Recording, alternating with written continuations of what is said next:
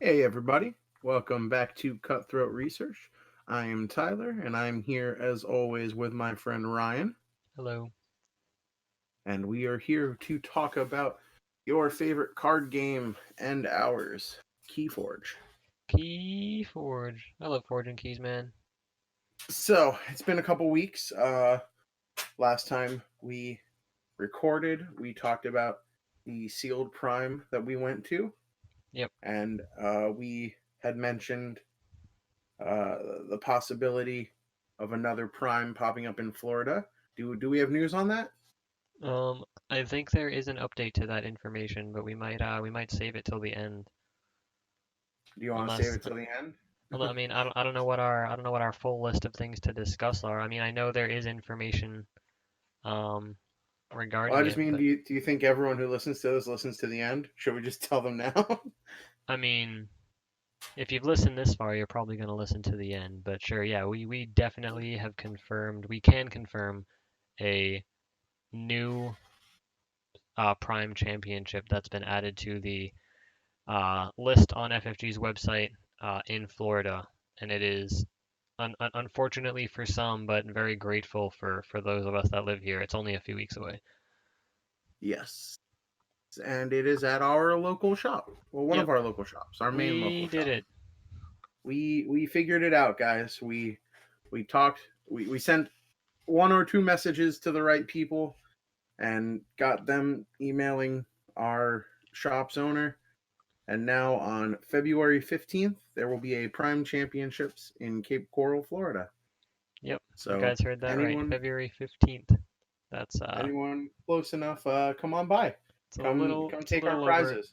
it's a little over 2 weeks away. It's about 2.5 weeks away. So hopefully that's enough time for you guys to request any time off work that you need or plan for the drive or the trek either up or down to our location because people probably will come from Miami and Orlando, which are opposite directions. But yeah, it's gonna be a good time. I know our local Keyforge group or our chat group is all really pumped and really motivated. Last prime we had somebody from our local scene take home the first place prize with the Worlds invite. And we do have a number of players trying to go to Worlds, so we're hoping to be able to do that again and just lock in six of our local players for Worlds. That would be cool. That's the dream. But yeah, it's at Cool Comics and Games. You can find more information at Fantasy Flight's website, or if you guys message either one of us, we could share the event directly with you. The event is on Facebook. Yep. It's I mean, for those listening who might still need some information, it is at 311 Del Prado Boulevard in Cape Coral, Florida, and it'll be February 15th at 2 p.m. It's going to be Archon format, best of one, and then the finals is going to be adaptive. Finals being top two, Yeah, like the final, yeah, absolute final round grand will be an finals. adaptive game. Yeah, akin to how Vault Tours were for quite a while. Gotcha. Very, very cool. I have not enough experience with adaptive yet, so I should probably start playing that a little bit more before between now and the event. But I think adaptive is one of the most fair formats of Keyforge. Um, but I think it's great. I think it cuts a good percentage of variance out because nobody wants to just like lose in the finals to like low rolling or your opponent high rolling. At least this mitigates some of that. excellent. Yeah, yeah, right. I uh I don't know. I was about to say something and my train of thought just completely vanished on me. But I'm excited. I'm not sure what I'm gonna play because I haven't really given a lot of thought to what I would play for an Archon Prime. My brain power definitely didn't do much work when I thought about playing in the prime. Um Pretty much up until yesterday, my entire mindset was like, I'm just gonna play Velocibat. That's the deck that works. That's the deck that I top forward with. That's what I should do. And yesterday, I played with our friend Floyd for a couple games, and I played with that deck that I got from your box, that Winona 77 deck with I think The it's Coda Dis. deck. Yeah, it's a Coda deck. It's Dis, Untamed, and I Brobnar. And the Brobnar, for what it's worth, the Brobnar is phenomenal in the world of Brobnar. Like it has everything Brobnar that matters, which is awesome. Um, but I've only played a small handful of games with it, so I'm still undecided. But it'll very likely be one of those two decks.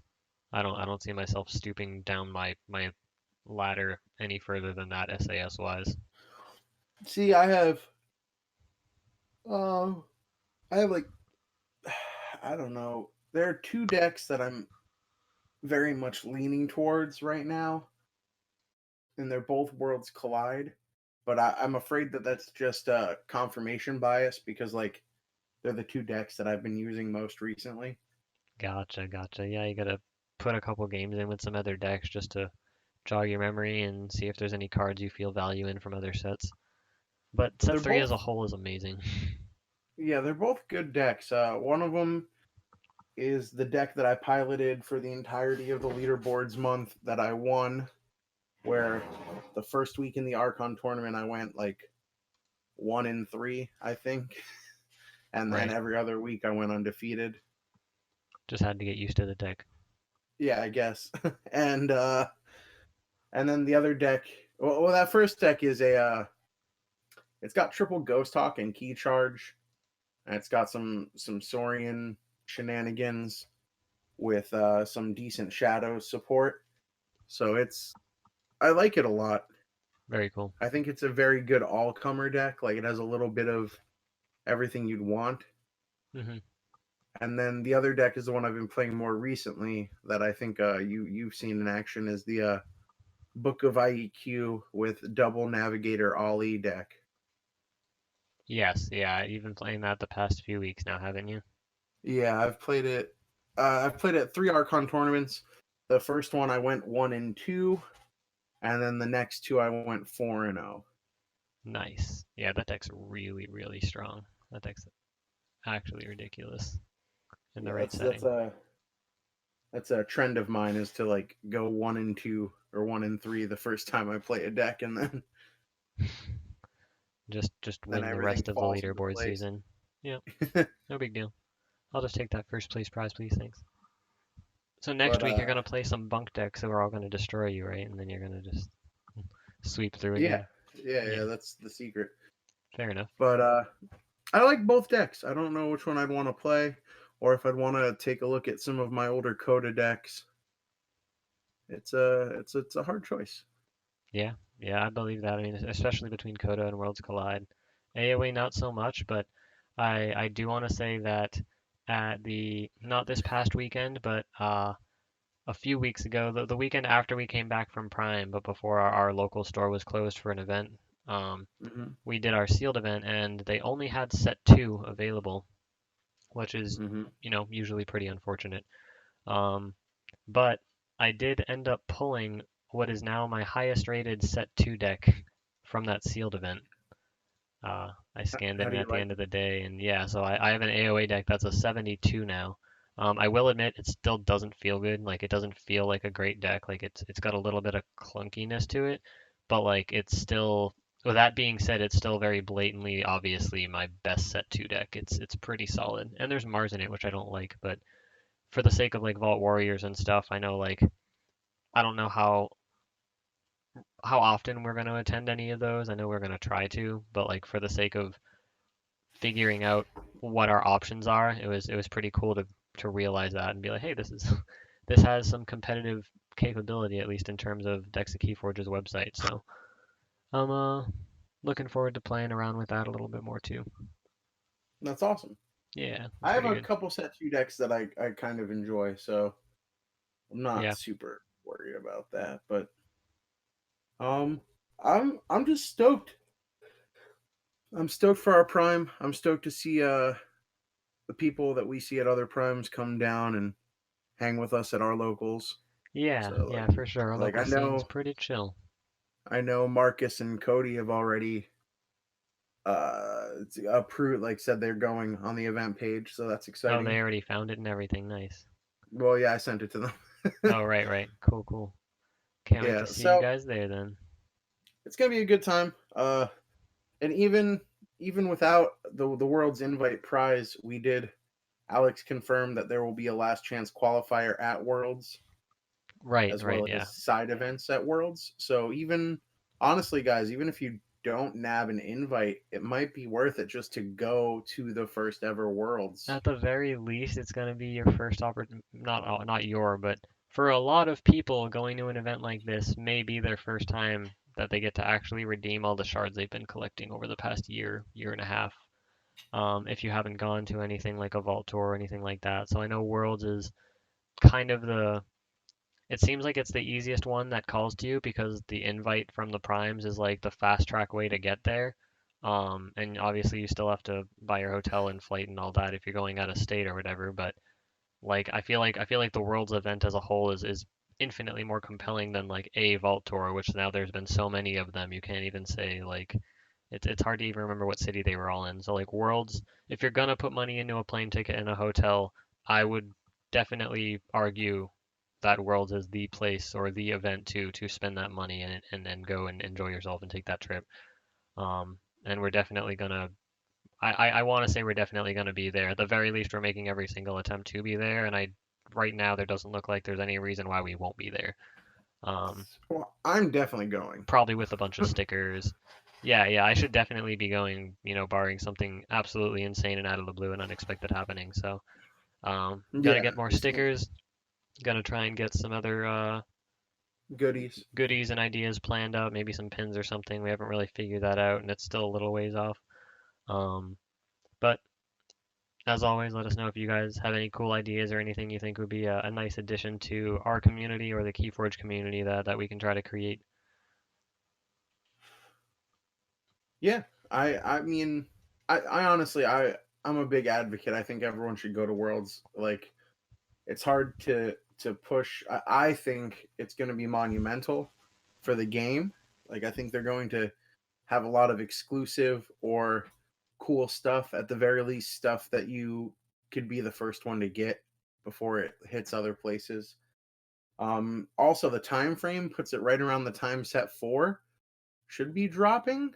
Like, I don't know if they're going to drop it that weekend, It would be so great but if we get to sneak peek our way into some set 4 stuff.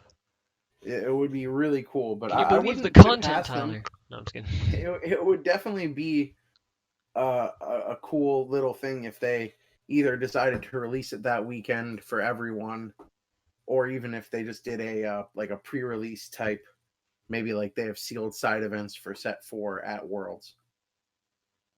Right, yeah, the side events is if I don't get my invite at our local or the Orlando event, like if we don't get the invite we need for CTR, that's gonna be our way in. We're gonna have to figure that out too. Do we like Yeah. do we like join the same flight so that we double our chances of that flight, or do we join separate flights hoping that eventually one of us just gets through it? Like I don't know how that because Oh, I don't know how many last chance qualifiers there are going to be. yeah, I because like they didn't expand on it. the worst thing I can think of is like if they do like 16-man flights and then it goes like single elimination and then we have to play each other in top 4 or something. That's gonna be a bummer. Well, I mean, honestly, it's going to be rough because it also depends if they're going to let you play in the LCQ before registering the teams that are playing in the regular event. Right. Because right now I have kind of like a soft spot on a team. If our buddy who won the sealed prime in in the Tampa area, St. Petersburg. Yep. he said he said that if me or you don't get an invite, he's gonna take me as one of his teammates Yep. for it. So Yeah, so you're I'm basically kind of locked into a soft team him, yeah. regardless. But I obviously would rather get an invite so that me and you could be on a team, and Yeah, then also we could bring more of our friends. absolutely. And I'm curious to find out how they're going to do that. Like you said, if they're going to do side events that are going to get you your entry, if you're entering with a team, are people who already have their team or their entry prohibited? Like if you have your entry then or your invite, obviously there's no reason for you to play in the side events because it's the invite, like that's what you're trying to play for. But like for example, our friend who got his invite, if he's bringing another friend of ours along, is that friend prohibited from entering the side events because they're already locked into a team? Or are Yeah. they able to play and then if they win, they can split from their team to create two teams? Like we don't know how any of that works and what the rules or like stipulations are going to be for that. I hope that FFG makes it as easy for us as possible and kind of lets us do what we want or need to do.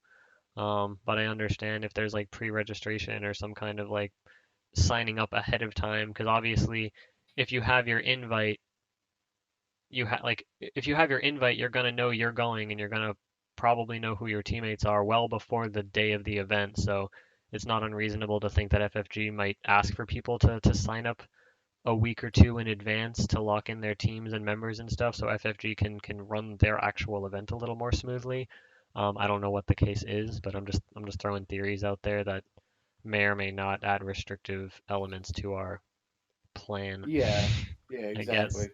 that was a long-winded way of saying all that. I hope everyone kept up.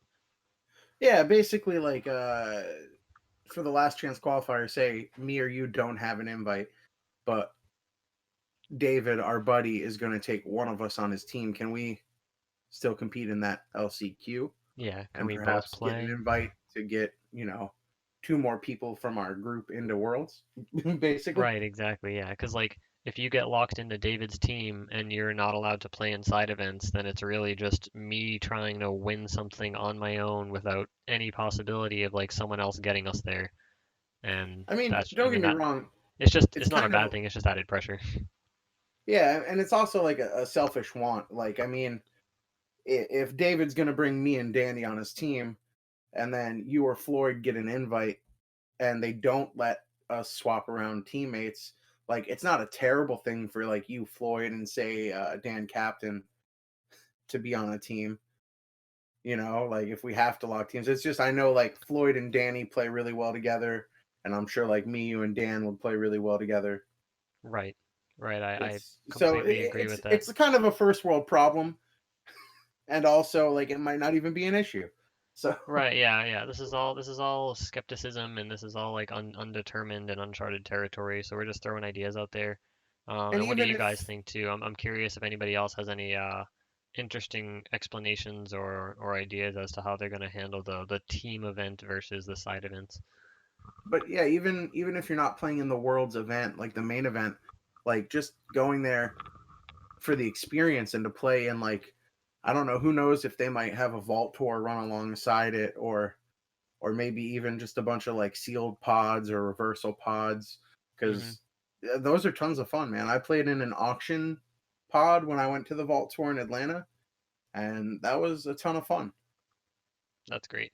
Yeah, I'd be down like the main event's obviously the big reason to go, but like I'm down to play some of the side events and just kind of, have a good time, enjoy my weekend, and just get a bunch of decks and meet new people. I really want to kind of stretch our reach out a little bit further too. I know a lot of the times we talk about Florida because that's our local scene and that's where our most common familiar faces are. We always see the same people at our primes and stuff, but going to an event like this is that opportunity to kind of meet people from literally anywhere because people will travel all over the world for things like this. So it's I'm pumped, man. Like I can't get enough Keyforge, and I'm just like waiting for May to come. It's in May, right? I'm not It is in May. losing. Okay, good. I'm not crazy. It's the first weekend of May, I believe. Right. 7th through 9th, Mother's Day weekend, but not Mother's Day itself. I So, just go I ahead. really want to see they talked about the winning team will open the first vault.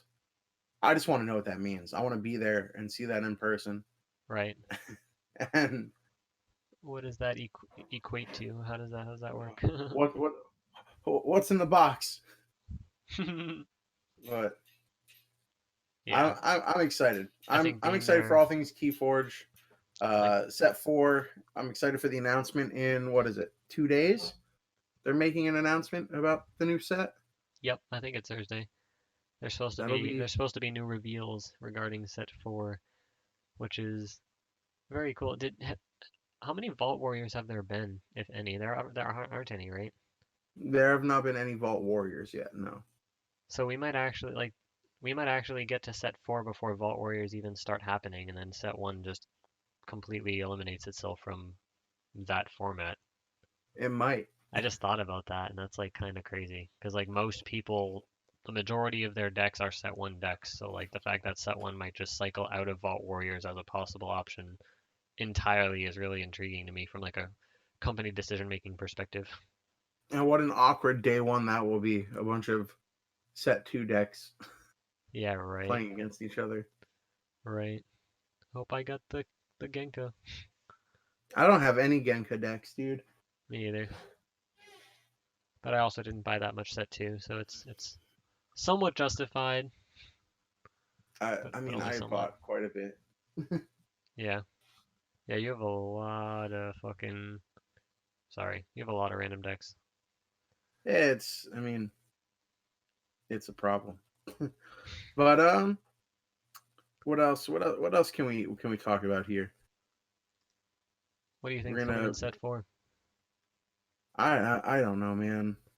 I think they're gonna do some cool stuff. Every set they've like done something that's subverted my expectations in a way that's fun. So I'm just hoping for more of that. Right. I Uh, I'm pretty sure really, it's called Mass Mutation, which is exciting.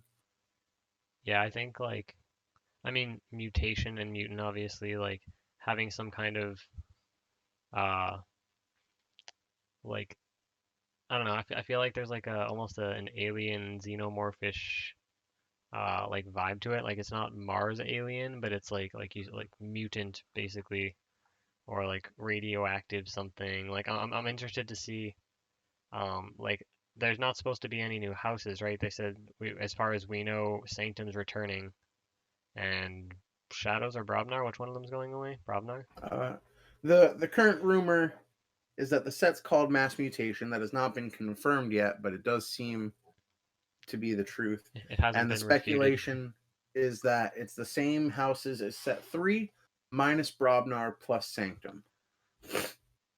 Yeah, minus Brobnar. Okay, yeah. So I don't know. With mass mutation, if Brobnar leaves on mass mutation, do you think Brobnar is gonna get mutated and then like come back as like a different improved on house or something like that?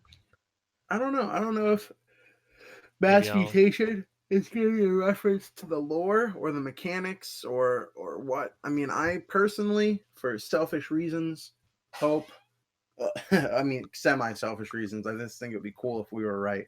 I hope it has to do with like Dis getting too strong without Sanctum around, and then Sanctum's coming back. So Yeah, to maybe like. every house has like a little element of Dis in it, and that's Hmm. what the mutation is. Sanctum's And the return only is the rebalancing. and the only reason I even think that that's a possibility is because of that art with like the very bubonic looking frog that got spoiled. That looks like it could be untamed or Dis. I don't know if I've seen that. It was one of the card art spoils from when they first spoiled like the Prime and Store Championship sleeves. Okay, I saw the sleeves. I don't remember that picture, but that Let would me make a see if lot I of can sense. find it. I really like that theory and think it would be really cool. I think the houses, like you said, like having houses that balance each other out in like a world building perspective or from like that kind of perspective is really neat for a card game.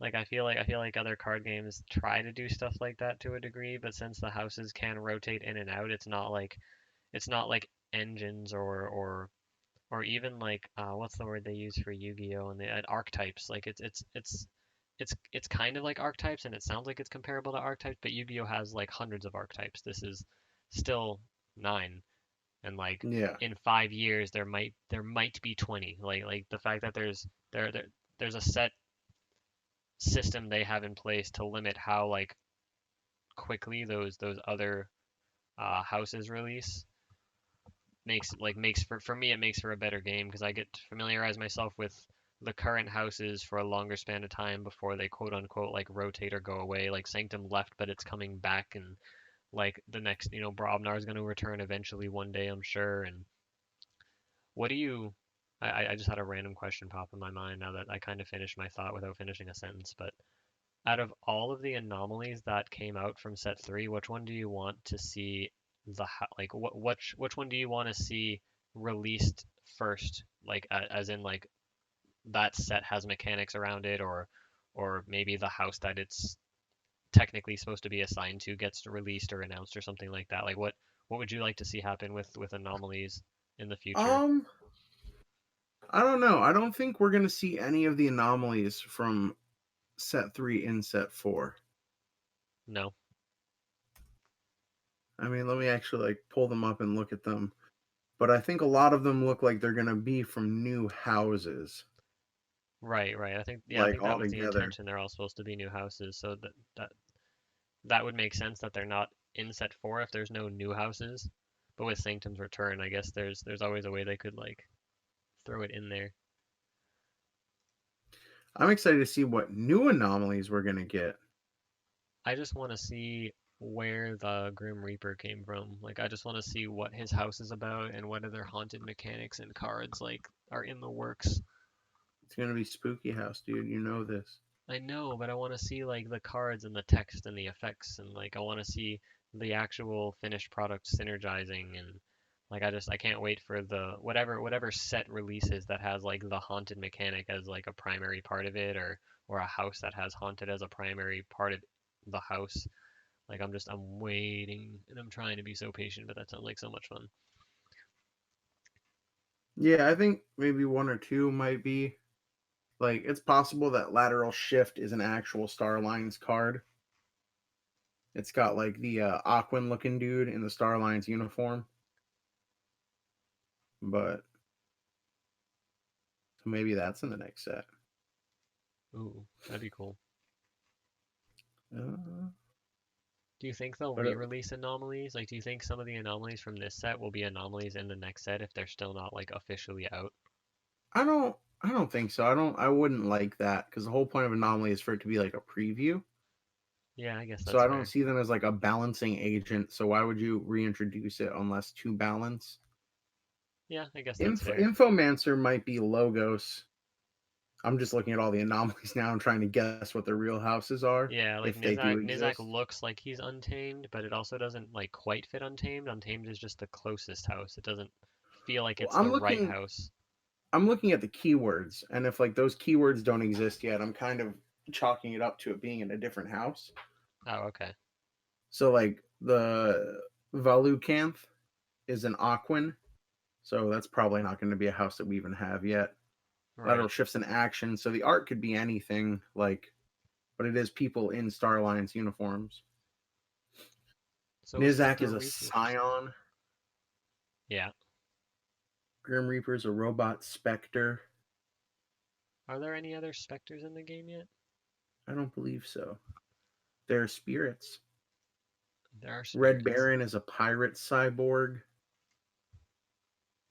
Ooh, Pirate House. That sounds awesome. If I had to guess, wherever the Aquans come from, the thing that has the tide mechanic will probably be where we get pirates too. They might both be in the same set.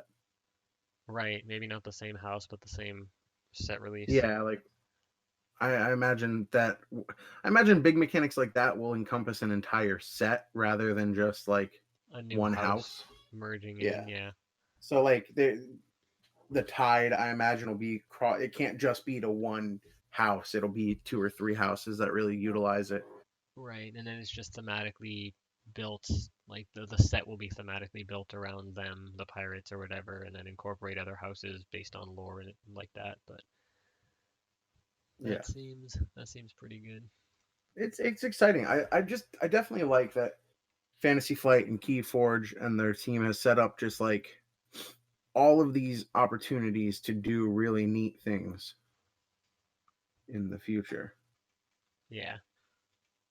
I hope they still do holiday packs like you were saying before. They didn't do it like we thought they might, but that's like such a great idea too.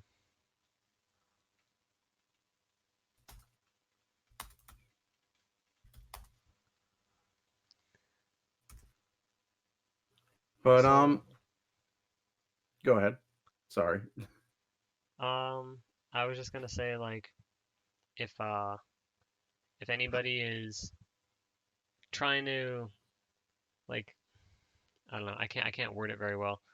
If anybody um if anybody is listening and has any kind of like content or deck ideas or anything that you think is useful and you haven't heard us talk about it, um you should let us know, or even just try to find any way you can to spread that information. I know the Keyforge groups and stuff are really good, but I feel I like know. there's still things that like aren't being fully utilized in the Keyforge community. Like I can't pinpoint what they are, but I feel like there's ways to make everything more smooth, I guess. Like a small example, I'm going off track, but I'm trying to stay on track. Like those fishing boxes or those tackle boxes that you got and I eventually got and Floyd and Danny eventually got. Um, those Josh was saying this past Saturday, like oh, it's whatever, like those are cool, but I don't need one of those. Like nobody needs one. It doesn't feel like it does anything, but like man, thinking about it after using it for a month, I feel like I've probably already saved like 30 minutes of my life by not having to clean up stuff. So, Yeah, those are cool. I mean, something that people have been asking me about in general, and it's newer players at our locals, is they're asking if we ever like take an episode to go over like basic strategy, and it's such a weird situation because like while I do want to do that, I also feel like how do you address that and keep it interesting for people who feel like they've already kind of understand the basic yeah, strategy of the they're game. past that point in like the learning rhythm. And I don't know that there's an interesting way to do it. It'd be hard to keep people engaged who aren't like if you're only listening because you want to learn new stuff or you want to hear about what's going on in our world, like that's fine. But when it comes down to it, like if we're either repeating information or talking about something that you already feel confident with and already understand, then by default you're less incentivized to continue listening to at least that episode because you know that it may not apply to you. I will argue that sometimes listening to something multiple times, you can pick up on parts of that walkthrough or parts of the process that you may not have recognized or heard the first time through. And I assume everybody who's listening right now is probably um, not a new player. If you are, that's not to offend you or anything, but I know that our consistent listeners are people who we've been talking to and interacting with for at least a few months, if not since the beginning of the podcast. Um, and for any of you new players, like really, you can listen to everything that you want. You can go through us, you can go through Sanctimonious, you can go through. I can't remember the other one that I really like because the name always throws me off. But there's plenty of podcasts, there's plenty of content. I promise you. I pinky promise you, I will give you a sticker if you tell me I'm wrong and prove it, but nothing will get you better than just playing as much as you possibly can. At least when you're That's starting out, definitely at true. least at the beginning. Like eventually you can get into theory, like theory crafting and like all these what ifs and probability. Like you can go that route eventually, but if you're like this is my first card game, or even if you're just like I'm a card game veteran, but this is my first time playing Keyforge, just play 3 games a day for a week or two, even like 2 3 games a day for a week, and I guarantee you at the end of that week so many of your questions will have been answered just by playing. And then the more difficult or I can't remember the guy, I was gonna make a joke but I can't remember the guy's name from the Facebook group that always posts the pictures of like what happens here with these cards and this interaction. But like those you don't have to worry about any of that until you just play a little bit. Yeah, I and on top of that too, don't just play, but make different plays. See how they work. Make different plays over and over. Eventually, you'll see like what does pan out and what doesn't. Like we have a local who always asks me like, "Oh, what do you think? Did I do anything wrong?" And it's like, man, that's such a heavy question to answer because it's like I only saw my side of the game. Right. Yeah, that You that's know? that kind of question and that kind of like I mean, I know he's just like looking to improve and he's just trying to find some of the, who he sees as the best players, trying to get some information and learn and grow from the game. That's fine, but like you said, you only see one side of the story, and even from someone who's not in the game, like if I walked up halfway through the game and he asked me, I only saw half of it, and I may or may not have things to suggest based on what I saw, but at the end of the day, like I didn't see you play that deck against other decks. I don't have anywhere near the experience that you the player has with that deck because every deck's unique. So even if I have a deck that's only two or three cards different than yours, those two or three cards can drastically change the outcome of games or win rates against other specific decks. Like there's no way that someone else can tell you the statistics or any of like the actual concrete mathematics to your deck other than you. And I mean, no, I don't think anyone here is just like a professional mathematician, but you just got to do some of your own due diligence. And it's kind of like that. It's not the happiest saying, but it's like you can't help people who don't want to help themselves, and that's not like a tag at anybody, but like this is the game where that applies more than any other card game because if we were playing Magic the Gathering and Tyler played against this person, he could say, well, let me see your deck list. Maybe you shouldn't run these and run these instead because they help answer that. Like that's a whole different route, but that's constructive specific, and that doesn't apply to Keyforge whatsoever. So it's really even more difficult for somebody to try and give feedback on your plays because they don't have any way to even try to like unless they just copy your deck by taking cards from multiple decks and building your 36 card list. There's no way that they're going to be able to give you the precise feedback that you're going to be looking for when you ask those questions. And that's just me. And I'm sorry again. I ramble. I went off track like No, super hard, no, but no. It's okay. I mean, it's a great point. That's a big reason I kind of freeze up when someone asks me about like, oh, do you think that this deck will do good? Do you think that this is the right play? It's like in other games, I could break down the deck and be like, why are you running these suboptimal cards instead of these cards? Is it just money, or is it like a play decision? Like, what's your mindset right. going in? Does But this in does this Keyforge, suboptimal card have a second effect that benefits other cards in your deck that might not be seen as like standardized or the norm for that engine? Like that doesn't work, but continue. yeah, but in Keyforge, you're stuck with the suboptimal cards, and sometimes that's kind of what makes a deck good, is because you're forced to make plays with cards. You're forced to think in different lines than you normally would, Hmm. and that's what's fun for me about Keyforge is like finding the plays. Like when you get to big brain something, when you make a play that just doesn't feel right at first and then pays off at the end because of something. So you have a card that isn't great. Like Bad Yes. Penny is a bad card, and I'm never really stoked to see it in my deck. But when I have it with like A Vinda, J Vinda, Pawn Sacrifice, and Seeker Needle, I'm like, all right, sweet Bad Penny, let's go. Yeah, exactly. And every card's value is based on the other cards in the deck and stuff like that. And cards that are good as standalone cards get the higher ratings because they're just that. They don't need other cards to be good, but being able to take cards that aren't seen as good and maximize their utilization and win games because of that utilization, that's what Keyforge is all about. And like nothing makes me feel more inspired to play than like realizing that these two cards or these three cards combo together in a way that I literally had not even understood or seen up until that point. And like when you've been playing a game for over a year and you discover a combo that's been in your deck the whole time that you didn't realize was there, like it gives you a completely unique feeling that no other card game does. Like it really does. Especially when you're learning something during a tournament, like in the middle of a tournament, in the middle of a turn, like while you're playing the deck, and like you're like, how did I never realize this happened before? Maybe you never drew those cards in that order. Maybe like it could be any number of things, but like now you realize that this is a thing, and it's just like those mind blowing moments are really why I play Keyforge. Like at Well, this moment, it's so yeah, I good. mean, even like I think one of my earliest examples of that is one of the decks that I played a lot had a Neutron Shark in it, and it had two copies of Dexter.